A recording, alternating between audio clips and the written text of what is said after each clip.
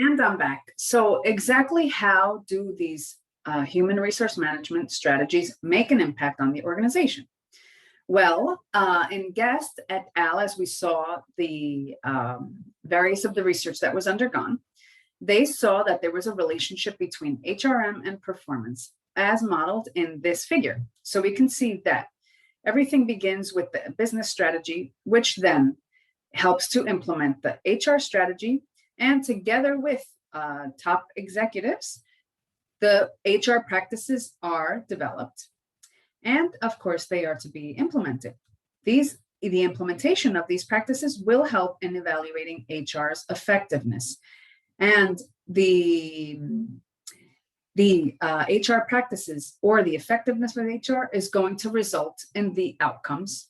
It's going to result in exactly how competent our employees are, how committed they are to our objectives, flexibility, etc. And of course, the way that they work and how productive they are in their jobs is going to, of course, affect productivity on the one hand, and also affect the quality of the goods or services provided to the customers, these two factors, which will, of course, in turn, end up having a direct impact on financial performance. Now, with the University of Bath study that was done, it was the model that was created, as you can see here, was a bit more complicated. It went a little bit further in being able to focus on or see different criteria that would help to make people more committed and more aligned with the organization's goals and therefore more productive. So let's take a look at it in detail. The central part of this model is the concept that performance is a function of the ability of the person, of course, their motivation, and the opportunities that are given to them in the organization. And then we can see this, we call it AMO. We can see this is a central core idea. And AMO is broken down into ability and skill. These are all of the things that they bring with them, their education level, the degree, all of those soft and hard skills that they have developed, as well as their personal abilities. Then motivation and incentive. To what degree are they self-motivated? To what degree do they require motivation from others? Is the motivation that should be used for this specific employee a motivation based on rewards or payments or recognition, etc. And then, of course, the opportunities that are given to our employees, first of all, to grow and develop themselves, but also to participate in the organization's day-to-day business. And on the outside ring of the AMO, there are 11 policy and practice areas identified which feed into and give meaning to the AMO. And let's take a look at them now. Well, we can see the central idea here, AMO. What specific HR policies or processes would be a part of and feed into the AMO? Well, we can see, first of all, recruitment and selection, where we have to ensure that we are hiring for our organization people who have the correct abilities, the correct skills, who are motivated or possess motivation, incentive, and who are given opportunities. These people, this feeds into AMO, but also from recruitment and selection, we can also train and develop our employees. The performance appraisal is not something that feeds into the AMO directly, but is a secondary feed. So let me skip that for now. Career opportunity is something that feeds directly into the AMO. And of course, this is helping people grow. This is the aspect of looking at the career development aspect of an employee's life, professional life in the organization, and seeing how you can make career plans together. Then we have others that feed out of or are fed into the organization's commitment, the motivation, and the job satisfaction. All of this is both part of the AMO of the employee, but also is fed into the employee by frontline management, which are the bosses. You guys already know this term by now. the bosses, which are dealing with the employees, not top management or the board of directors. And frontline management can both empower, motivate, or do the complete opposite based on how they are managing their teams. So frontline management needs to be very effective in implementing the HR policies that have been developed or in the practices, enacting them, leading them, and controlling them. Understanding control being that supervision that is needed for our employees to work in the best way possible. Then pay satisfaction is one of the things that feed into the AMO. The work-life balance is also one of the most important things that feeds into the AMO. Job challenge and autonomy also will feed into the AMO. Team working and involvement. And of course, as you can see here, there will be a number of factors that will be more important to certain employees and less important to others. And that's why it's so important as HR managers, in order for us to be able to understand and determine the kind of person that we have in front of us, and knowing what drives them on, what makes them tick, what makes them get excited about coming to work every day. Maybe the person that you want to give a pay raise to won't really be motivated by a pay raise. They'll say, okay, well, great, thank you. But perhaps that person doesn't feel so much satisfaction by making more money, but perhaps that person would prefer having more of a work-life balance, making the same amount of money as they have been doing up till now, but having more flexibility in terms of being able to come into the office earlier or leave earlier, or some days work remotely, other days work from the office, etc. The second important feature about this model is the central box, the frontline management, which we've reviewed. And this basic aspect draws attention to the fact that nearly all HR policies, of course, are applied through and by line managers. And so it is these managers who will bring the policies to life and who will either make or break the motivation or the impact to the organization. So the organizational commitment, motivation, and job satisfaction all lead to the employee's discretionary behavior, which of course will then result in the performance outcomes, which are basically the outcomes that will make a correct impact on and contribute to commitment, motivation, and job satisfaction. So we can see here how frontline management, as I've said before, is going to be very important in helping to get people on board, helping to get them feel part of the team, helping them to feel that they are valued, that they have opportunities given to them, that they are important assets to the company. And this will in turn result in the commitment that the employee has to the organization, the motivation that employee has, how satisfied they are in the company, and that will in turn end up leading to discretionary behaviors and performance outcomes, which is I've done my job well, I've gone above and beyond, etc.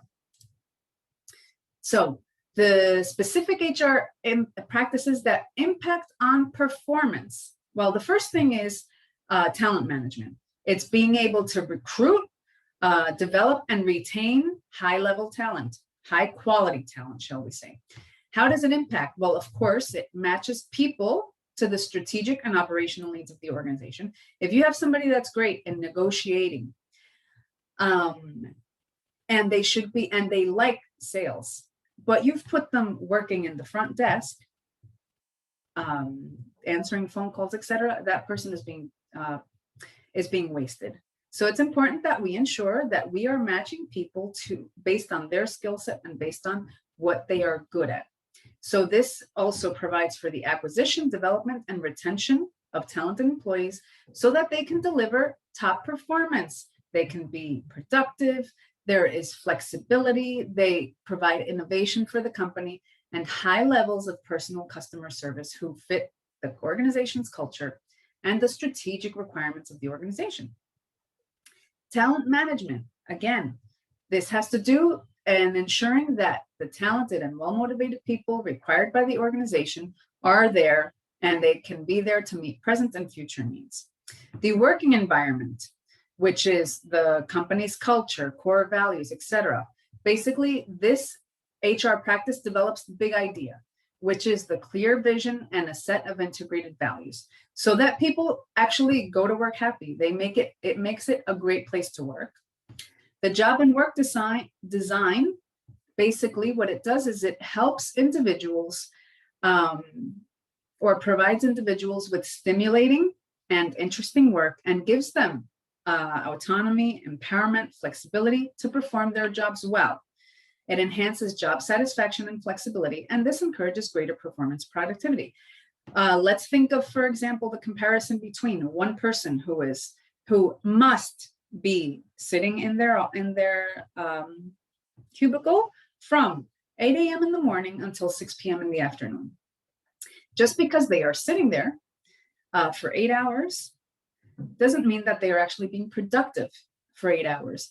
What about if they have a colleague who has been able to negotiate working from home for 3 days a week, let's say, and has been able to have a flexible schedule, is just as productive as the colleague who was sitting there from 8 to 6, but gets the same amount of work done in 4 hours. These are the kind of things that will actually make people want to be able to commit, to feel happy about their job, and to feel that they are in control of their professional lives as well. More learning and development policies will also make an impact on an organization. Why? Because basically what it does is it educates people, reskills people, helps them become prepared for what the organization needs. So basically it increases their level of competence. It encourages discretionary learning, which basically happens when somebody seeks out to learn.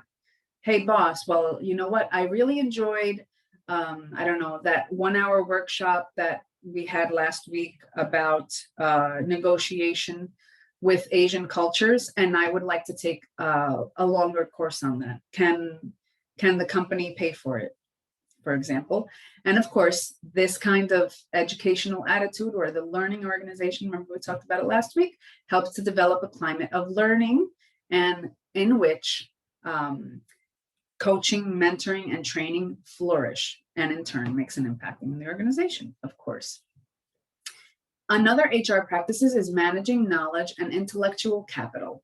What does this focus on, and how does it make an impact? Well, it focuses on both organizational and individual learning, and provides learning opportunities and opportunities to share knowledge in a systematic way.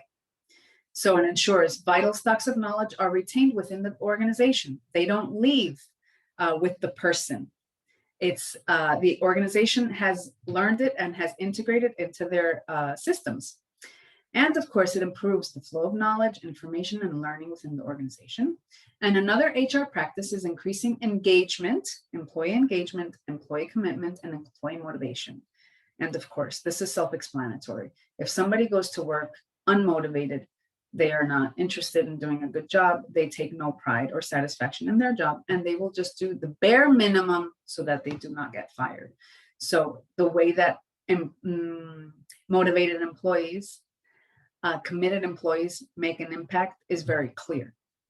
If they are happy at the jobs that they're doing, they're happy at the company that they are working on, they will be a lot more productive and they will give it their best. And to finish off, high performance management policies basically help to develop a performance culture that encourages high performance in specific areas of the organization, like productivity, quality, levels of customer service, etc. And basically what this does is ultimately deliver increased shareholder value.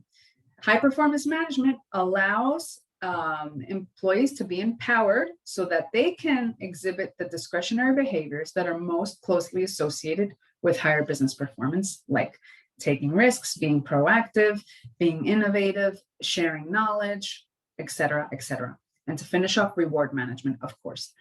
Like I said before, there will be people who will not be motivated by getting a pay raise, but most people, or the majority of people, will. Everybody likes to get a pay raise. Everybody likes to get paid more. So of course, reward management is definitely going to make an impact on how productive the person is. It helps to develop motivation. It helps to develop commitment and job engagement by valuing them, the employees, in accordance with the contribution that they make to the organization. So this brings me to the end of our class. For final readings, I've included Chapter 6 in our Strategic Human Resource Management textbook and the remainder of the chapters that were not read in the Human Resource Management textbook. So I hope you guys have enjoyed this class.